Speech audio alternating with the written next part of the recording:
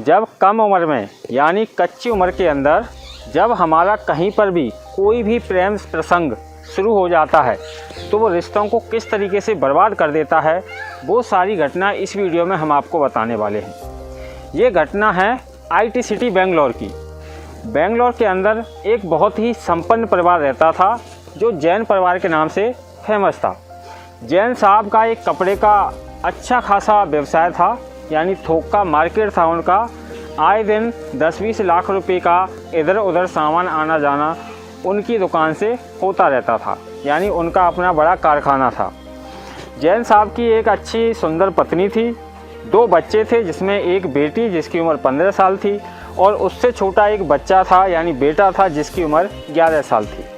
दोनों ही बच्चे ऐश मौज की ज़िंदगी जैन साहब के घर में गुजार रहे थे। जैन साहब को भी कोई टेंशन नहीं थी क्योंकि उनका जो बिजनेस था वो काफ़ी अच्छा था।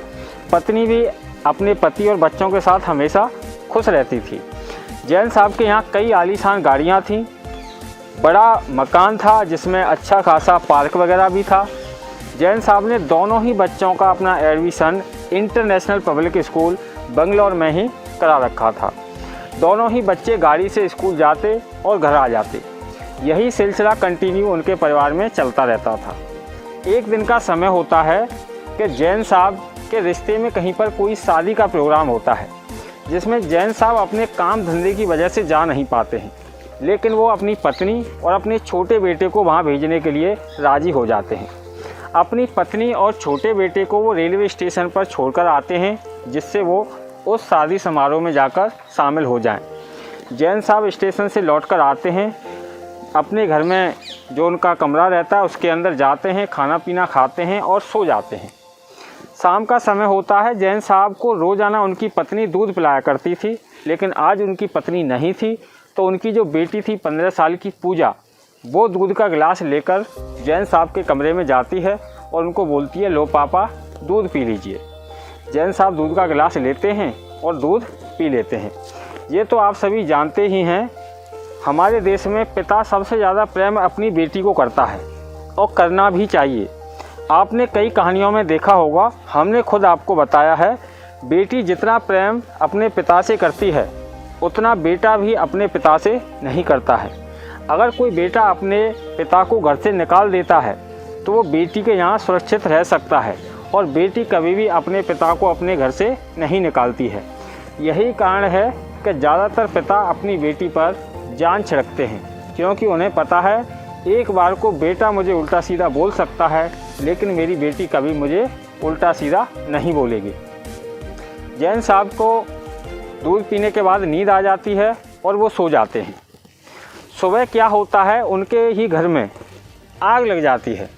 पड़ोसी देखते हैं कि उनके बाथरूम से आग की लपटें और धुआं उठ रहा होता है, तो पड़ोसी आनन फानन में पुलिस को खबर कर देते हैं और फायर ब्रिगेड को भी बुलवा लेते हैं। वहीं पर उनकी बेटी पूजा भी शोर मचाती हुई बाहर निकलती है कि घर में आग लग गई और पापा उसमें जल गए हैं। जब पुलिस आ जाती है तो बाथरूम की आग फायर ब्रिगेड द्वारा बुझवा दी जाती है। उसमें देखा जाता है तो जैन साहब का जो शव है जली हुई स्थिति में बाथरूम के अंदर मिलता है। तो पुलिस उसे चेक करती है तो पता चलता है बेटी के बयान से कि वहाँ पर पापा जो हैं सुबह नहाने के लिए बाथरूम गए हुए थे और शॉर्ट सर्किट होने की वजह से बाथरूम में आग लग गई और हमने इस आग को बुझाने की कोशिश की तो उसमें हमारे भी हाथ जल गए। साथ में वहाँ पर एक प्रवीण नाम का लड़का भी मौजूद था जो कि उनके पड़ोस का ही था। उसने भी आग बुझाने में सहयोग किया तो उसके भी हाथ पैर झुलस गए थे। प्रथम दृष्टया यानी पहली बार देखने से पता चल रहा था पुलिस को कि ये घटना आग की ही है। साथियों, अब कहानी का असली ट्विस्ट आने वाला है। अब आपको पता चलेगा कि किस तरीके से रिश्ते प्रेम प्रसंग के चलते धूमिल हो जाते हैं, छार छार हो जाते हैं, ख़त्म हो जाते हैं।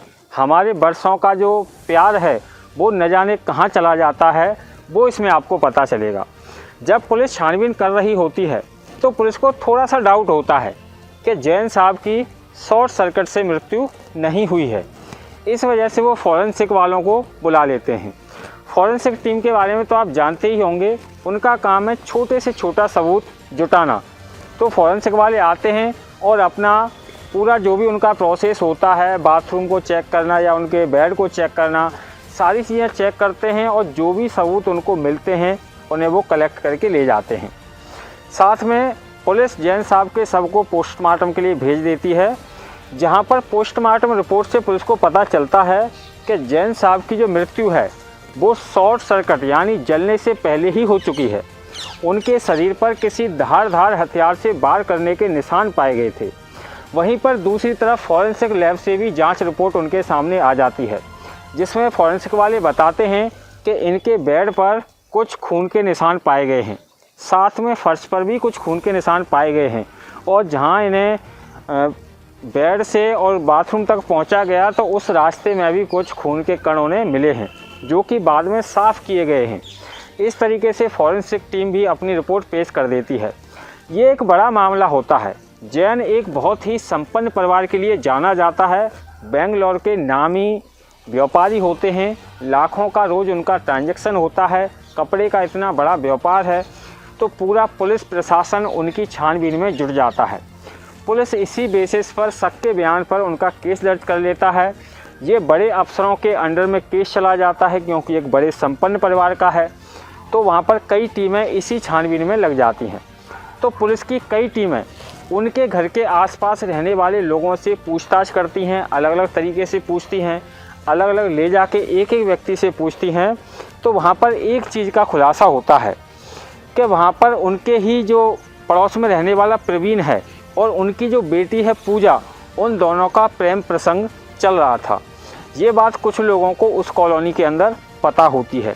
यहाँ पर जब पुलिस इसे गौर देकर सोचती है तो कहीं ना कहीं पुलिस को शक पैदा होता है, हो न हो उस जगह पर पूजा और प्रवीण दोनों ही मौजूद थे जब जैन साहब की मृत्यु हुई। तो उसके शक के बयान पर दूसरे ही दिन पूजा और उनके पड़ोसी प्रवीण को गिरफ्तार कर लेती है। प्रवीण की उम्र 19 साल होती है, जबकि पूजा की उम्र मात्र 15 साल होती है, यानी वो नाबालिग होती है। पुलिस उन दोनों को पुलिस थाने ले जाकर अलग अलग पूछताछ करती है, लेकिन दोनों ही अपनी बात पर अड़ग रहते हैं कि उन्होंने केवल आग बुझाने का प्रयास किया था। पूजा उनकी बेटी है बताती है कि पापा नहाने के लिए गए थे और अचानक से बाथरूम में आग लग गई, शॉर्ट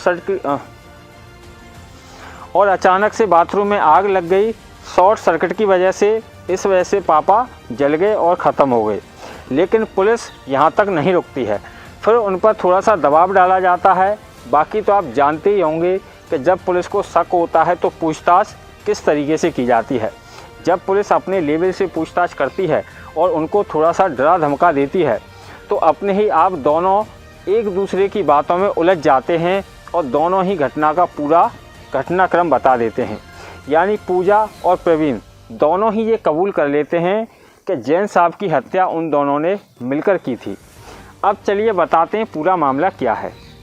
जब पुलिस छानबीन कर लेती है और जब वो दोनों लोग अपना बयान कबूल कर लेते हैं तो वो बताते हैं कि पूजा जिस इंटरनेशनल स्कूल में पढ़ती थी उसी में उसका सीनियर प्रवीण था, जो उसी स्कूल में पढ़ता था।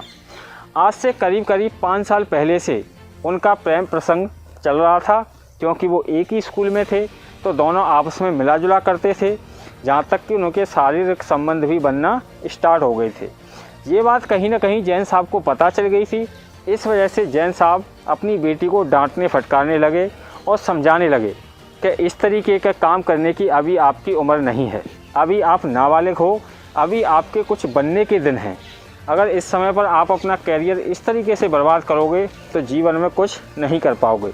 लेकिन ये बात प्रेम के चलते, यानी प्रवीण के प्रेम के आगे पूजा को रास नहीं आई। पूजा को हमेशा से ये लगता था कि मेरे पिताजी हमेशा मेरे बारे में गलत सोचते हैं और मुझे खुश नहीं रहने देते, यानी वो प्रवीण के साथ हमेशा खुश रहना चाहती थी। इसी के चलते पूजा एक बार घर में बिना किसी को बताए प्रवीण के साथ बॉम्बे चली जाती है, जहाँ पर वो मॉडलिंग के लिए चली जाती है, यानी उसे मॉडलिंग का शौक़ होता है और वो एक मॉडल बनना चाहती है। लेकिन घर पर वो फ़ोन करके बताती है कि मैं अपनी सहेलियों के साथ बॉम्बे आई हुई हूँ और यहाँ पर हमारा मॉडलिंग का कंपटीशन है, इसमें हमें 5 दिन लगेंगे।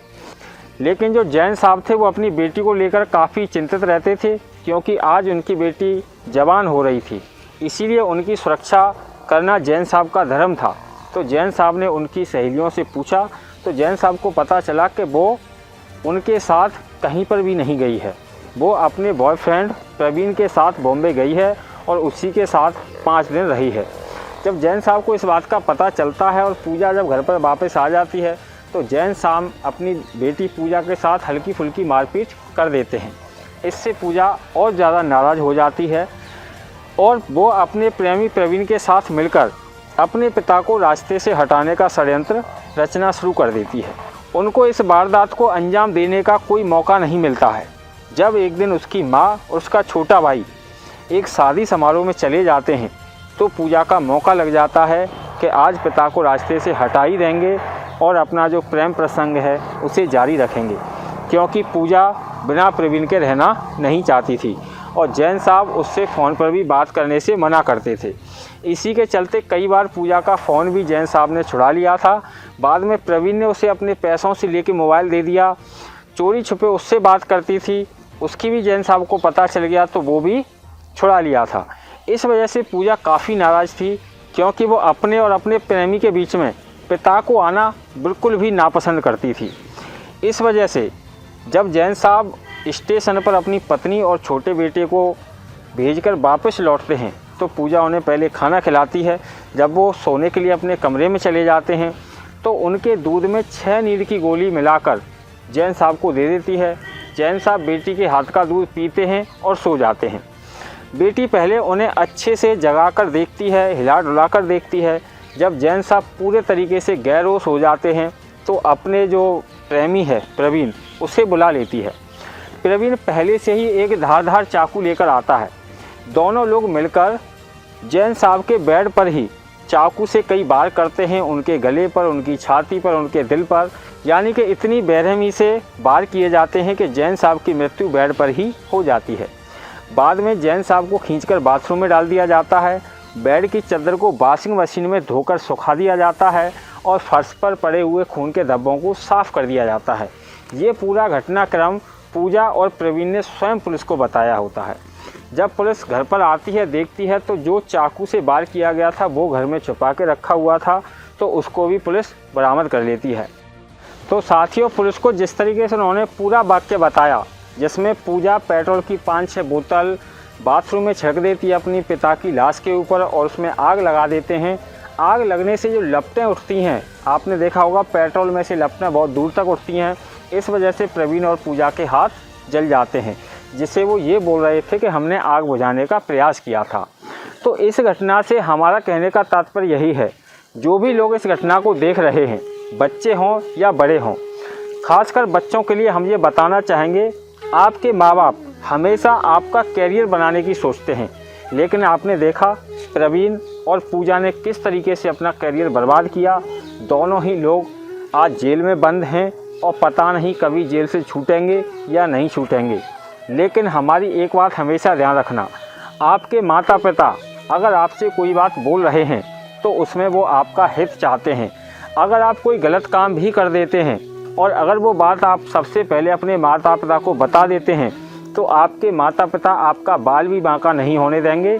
बेशक वो थोड़ी देर के लिए आपको डांट देंगे, लेकिन वहीं पर कोई ऐसी घटना आपके साथ घटित होती है जिसकी जिक्र आप अपने परिवार में यानी अपने माता पिता के अलावा किसी अन्य व्यक्ति को बता देते हैं, तो वो इसका आपका नाजायज़ फ़ायदा भी उठा सकता है, आपको बदनाम भी कर सकता है और आपको बर्बाद होने से कोई नहीं बचा सकता।